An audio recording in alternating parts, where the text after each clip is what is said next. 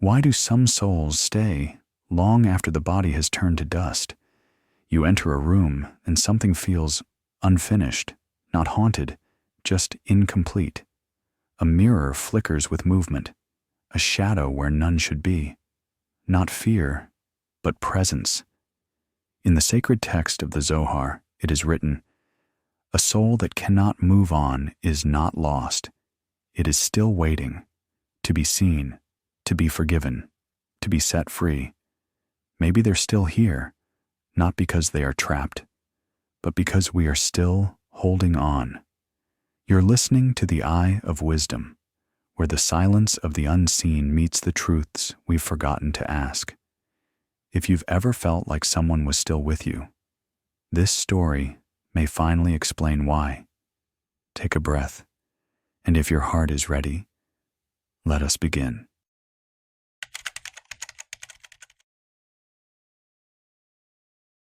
Some souls don't move on immediately, not because they're cursed, but because something still holds them here. Take the story of Elise. After her mother passed away, the house felt different, but not empty. The hallway light flickered at the same hour every night. A chair rocked gently with no wind, and sometimes, as she walked through the living room, she would hear her name, softly, just once. At first she dismissed it. Grief plays tricks, right? But the signs continued. The scent of her mother's favorite perfume would bloom in the air, even years after the bottle had been thrown away. And then, the dreams began. Her mother would appear, always in the same garden, always silent, just standing there, watching, with eyes that asked for something Elise couldn't name. These aren't hauntings. These are echoes, soft, sacred presences, a soul that still lingers, not out of anger, but out of love, longing, or unfinished words. And sometimes, it's not about what we feel, but what they cannot yet accept.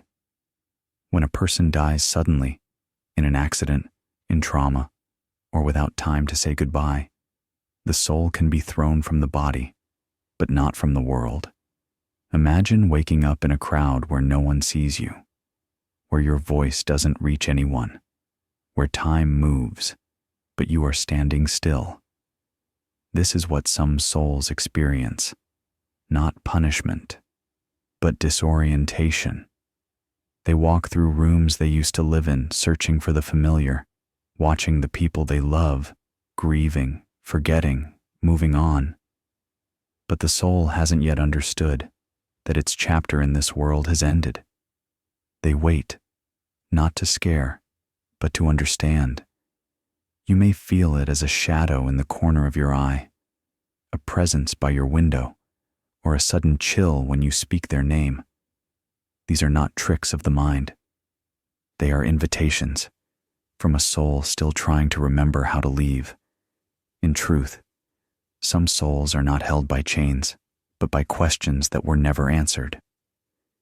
And when we learn to listen, gently, quietly, we begin to hear them.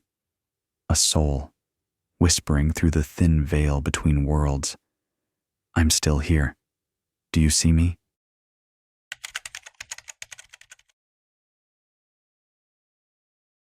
Not all souls linger because of confusion. Some stay because of something deeper, something emotional, something human. The first reason is pain that was never healed. A soul may remain because it was never forgiven, or because it never could forgive. In life, we hurt each other, sometimes by accident, sometimes with words that cut deeper than we realize. When a person dies with resentment in their heart, or when someone dies without hearing, "I'm sorry," that wound doesn't vanish with death. It becomes a kind of echo, a sharpness that clings to the soul like a splinter buried too deep to remove. These souls linger, not because they want revenge, but because something inside them remains unfinished.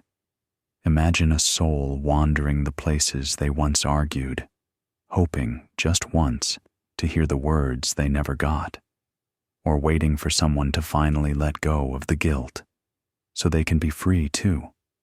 Forgiveness doesn't only set the living free, it gives the soul permission to move forward into peace. The second reason some souls remain is love. Not every soul lingers because of anger. Sometimes it's because of love too deep to walk away from. A mother passes unexpectedly, but her child cries every night, calling her name. She watches, helpless, from beyond the veil, wanting to go but unable to leave the one she once comforted.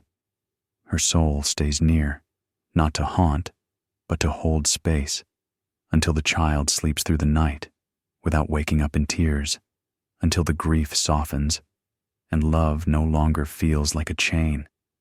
These are not tormented spirits. These are souls who loved and didn't know how to say goodbye. And the third reason is absence. Some souls linger not because they are held, but because they have been forgotten. Their name no longer spoken, their memory left to fade, their favorite book closed and never opened again.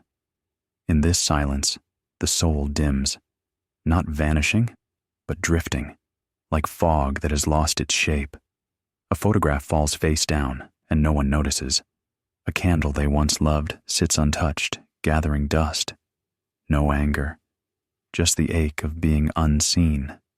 Some souls stay because the thread between them and the world was never gently tied or lovingly released. They don't need rituals. They don't need fear. They need someone, just one person, to remember, to whisper their name aloud again, not in grief, but in grace. You were here, you mattered, and I remember. That alone can be enough to release a soul that's been drifting for years. Because sometimes, the most powerful form of letting go is not turning away, but turning toward, looking at what we lost, feeling it, and then opening our hands.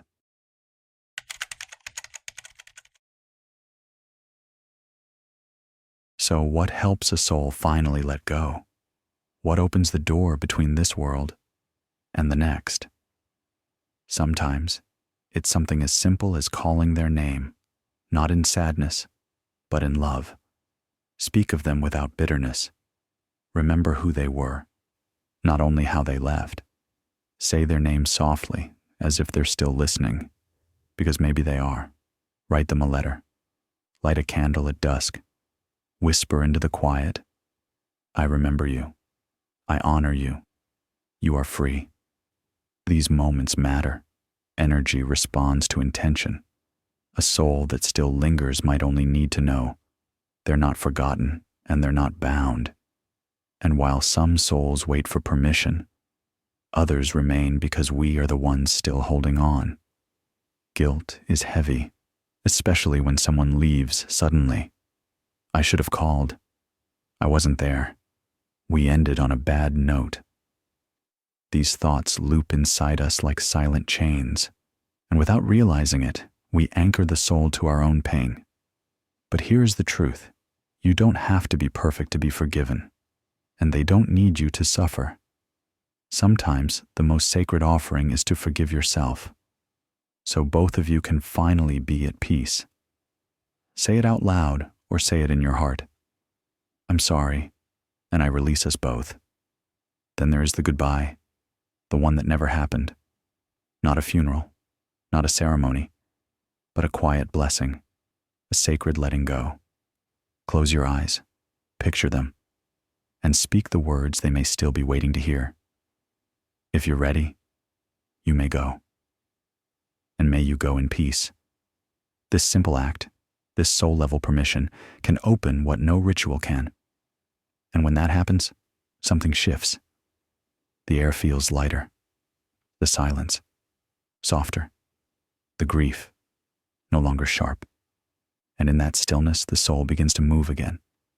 Slowly, gently, toward the light. You may never see it with your eyes, but you'll feel it, like a curtain finally lifting, or the quiet joy of knowing they are finally free.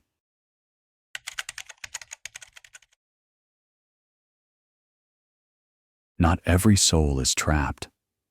Some are simply waiting, waiting to be seen, waiting to be forgiven, waiting to be set free. They don't linger because of punishment. They linger because of love, or because of pain that no one ever acknowledged. Sometimes all it takes is one gentle act of remembrance, one whispered name, one moment of forgiveness.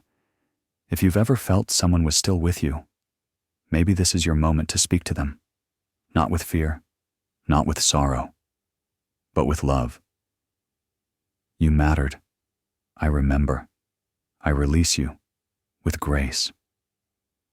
If this message stirred something within your soul, please like this video, share it with someone who may need to hear it, and leave a comment, calling their name one more time. This is the eye of wisdom, and we'll see you again, where the veil grows thin.